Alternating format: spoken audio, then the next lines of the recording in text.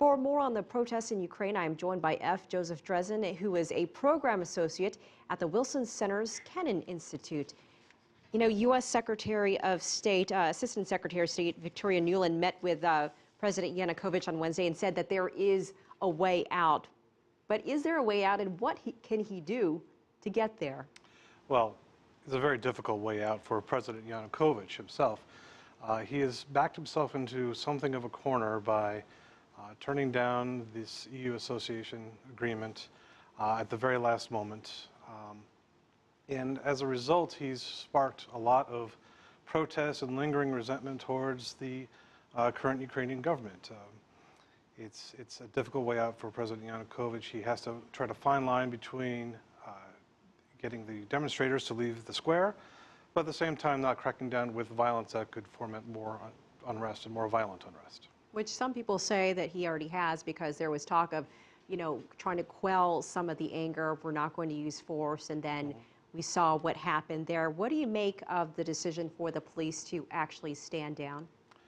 I think it was probably a sensible decision. I think the Ukrainian government is in a constant state of calculation, cost-benefit calculation as to the best way to resolve this, and the quickest way to resolve this to inflict the least political cost, both domestically and internationally. The problem for them is that they don't have a good solution to it. They can't root these people out without force. That would be shocking to the world community. At the same time, if they do nothing, this event could spiral out of control to unpredictable conclusions. Well, and there is a lot of international concern growing, and we did see some video on the protest lines with several leaders going to talk to protesters, handing out bread and that sort of thing. John Kerry condemned the crackdown on the protests, and also Ban Ki-moon also called on the president to respond. Do you foresee any international involvement more than what we've seen so far?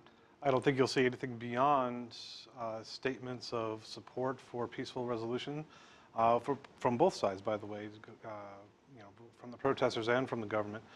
But the international involvement that the Yanukovych government has to worry about is not just statements from leaders, but also financial support. His government was looking for a financial aid package from the IMF to shore up its country's finances, and that package is not coming without the EU association agreement.